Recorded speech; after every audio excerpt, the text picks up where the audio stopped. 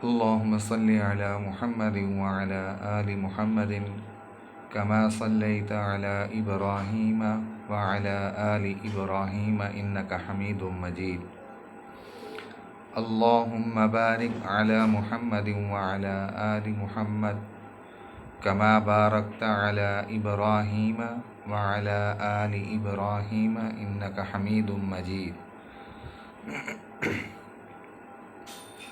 دوستو بزرگوں، جیسا کہ آپ حضرات کو معلوم ہے کہ ربیع الاول کا مہینہ چل رہا ہے اور بہت سارے لوگ کہ عید میلاد النبی مناتے ہیں اور درود شریف کی بھی کثرت کرتے ہیں اس مہینے کے اندر. شریعت نے کوئی بھی ایسا موقع مختص نہیں کیا عبادت کے لیے کہ جس کے اندر صرف تم کچھ ٹائم کے لیے عبادت کرو اور اس کے بعد چھوڑ دو اس عبادت کو. یہ تو انسان اپنی طرف سے وقت کو مختص کرتا ہے، مقرر کرتا ہے اور کچھ ٹائم کے لیے اس میں عبادت کرتا ہے، پھر اس کو چھوڑ دیتا ہے. جیسا کہ 12 دن کے لیے یہ لوگ عبادت کریں گے، جھنڈیاں لگائیں گے، گھروں کو سجائیں گے، چوک چوراہوں کو سجائیں گے، لیکن آپ صلی اللہ علیہ وسلم کی ولادت کی جو تاریخ ہے وہ کسی ایک جگہ پر بھی مقرر نہیں ہے کہ آپ صلی اللہ علیہ وسلم کی ولادت باسعادت جو ہے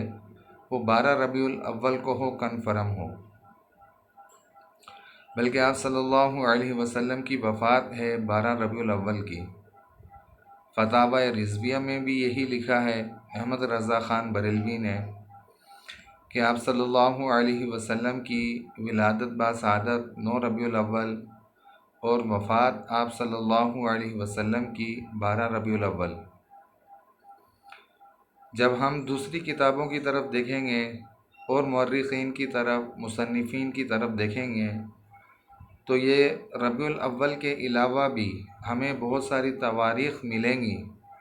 جن کے اندر یہ بتایا جائے گا کہ آپ صلی اللہ علیہ وسلم کی ولادت باسعادت جو ہے اور تواریخ میں آتی ہیں، بتلائی گئی ہیں، لیکن وفات آپ صلی اللہ علیہ وسلم کی وہ 12 ربیع الاول کو بتائی گئی. جس طریقے سے ایک چیز کا ہونا انسان کو اس چیز کے بارے میں علم نہیں ہوتا کہ یہ آنے والی چیز یا یہ پیدا ہونے والا بچہ کیسا ہے، کون ہے، آگے چل کر کیا کرے گا اور اس سے کیا چیزیں صادر ہوں گی، کن چیزوں کا ظہور ہوگا، وہ چیزیں وقت آنے پر پھر انسان کو معلوم ہوتی ہیں. جس طریقے سے آپ صلی اللہ علیہ وسلم کی ولادت کی خبر ابو جہل کی ایک باندی نے ابو جہل کو دی اور ابو جہل نے اسے بدلے میں کیا آزاد کر دیا کہ تو نے میرے بھتیجے کے پیدا ہونے کی خوشخبری دی، مجھے پیدائش کی خبر سنائی، اس وجہ سے تو کیا ہے، آزاد ہے. لیکن آگے چل کر ابو جہل کو نہیں پتا تھا کہ کیا ہونے والا ہے، یہ بچہ کون ہے اور اس سے کیا کیا چیزیں صادر ہوں گی، یا پھر یہ ایک ایک کا نعرہ لگائے گا کہ اللہ تبارک و تعالیٰ کی بات کرے گا. کیونکہ اس وقت تواریخ لکھنے والے بھی غالباً نہیں ہوں گے کہ جو کنفرم نہیں ہو سکا کہ آپ صلی اللہ علیہ وسلم کی ولادت کب ہوئی. اور آپ صلی اللہ علیہ وسلم کی ولادت کے بعد جس طریقے سے آتا ہے کہ بھائی کاتب وہی لکھنے والے تھے صحابہ کرام، تو یہ آپ صلی اللہ علیہ وسلم کی حیات طیبہ کے اندر لکھنے والا سلسلہ بھی شروع ہوا. تو اس سے کیا پتہ چلتا کہ اس وقت کوئی بھی لکھنے والا نہیں تھا کہ جو آپ صلی اللہ علیہ وسلم کی ولادت باسعادت کو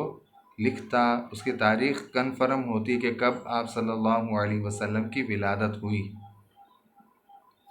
کون سی تاریخ کو، کون سے سن میں اور کس جگہ پر. یہ تمام کی تمام چیزیں اور دن وغیرہ بھی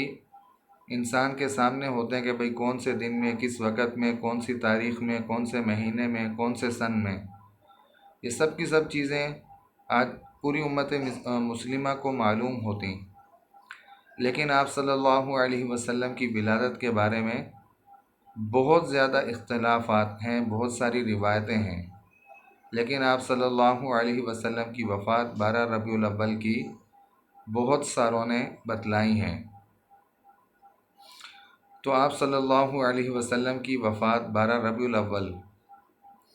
اور ولادت مختلف تواریخ، تو اللہ تبارک و تعالیٰ نے اپنے محبوب کے صدقے اس دنیا کے نظام کو بنایا، چلایا، سجایا، اور اس نظام دنیا کو اللہ تبارک و تعالیٰ جب تک چاہیں گے باقی رکھیں گے اور جب چاہیں گے ختم فرما دیں گے۔ لیکن جو صحابہ کرام، سب سے بڑے صحابہ کرام، خلفائے راشدین، عشرہ مبشرہ، بدری صحابہ، اس طریقے سے اور صحابہ کرام کہ اللہ تبارک و تعالیٰ نے مطلقاً صحابہ کرام کے بارے میں فرمایا کہ میں ان سے راضی ہوا اور وہ مجھ سے راضی ہیں۔ یہ تو اللہ تبارک و تعالیٰ نے فیصلہ دے دیا۔ اب وہ صحابہ کرام وہ لوگ کہ جنہوں نے آپ صلی اللہ علیہ وسلم کو دیکھا، آپ صلی اللہ علیہ وسلم کی ذات اقدس کو دیکھا اور ان کو سنا، اور آپ صلی اللہ علیہ وسلم کے ساتھ سفر و حضر میں ساتھ رہے، غزوات میں ساتھ رہے، میدان کارزار میں ساتھ تھے، اور اپنے آپ کو تکلیفیں پہنچوانے میں کفار کے ہاتھوں، میدان جہاد میں، ہر جگہ پر آپ صلی اللہ علیہ وسلم کے ساتھ رہے۔ ایک جگہ پر میں نے ایک بڑی دلچسپ تحریر پڑھی، پوسٹ تھی کہ بھائی عید میلاد النبی منانے والے کون ہیں؟ عید میلاد النبی منانے والے کون ہیں؟ آگے سے جواب دیا گیا حضرات نے کہ جن کی قسمت میں لکھا ہوا ہے عید میلاد النبی منانا، یہ وہ مناتے ہیں۔ بھائی قسمت میں تو پتہ نہیں کیا کیا چیزیں لکھی ہوئی ہوں، پھر اور یہ کہ کتنے کتنے گناہ لکھے ہوئے ہوں انسان کی تقدیر میں یا انسان کی قسمت میں۔ اب یہ کہ یہ وہ چیز ہے کہ جب اللہ تبارک و تعالیٰ نے فرمایا کہ انسانی عقلوں پر جب پردہ پڑ جاتا ہے تو پھر انہیں اچھائی اور برائی میں تمیز کرنا،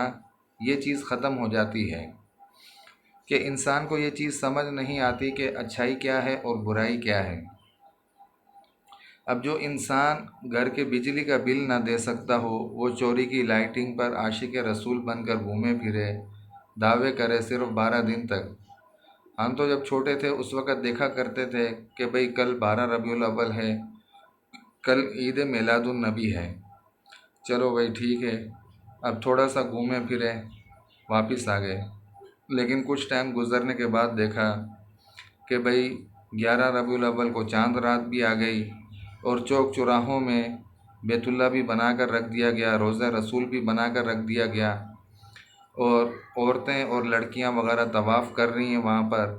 لیکن مرد حضرات کا جانا منع ہے۔ کہیں پر تو دونوں مکس چل رہے ہیں کہ دونوں اکٹھے طواف کر رہے ہیں۔ اور اس کے علاوہ چوک چوراہوں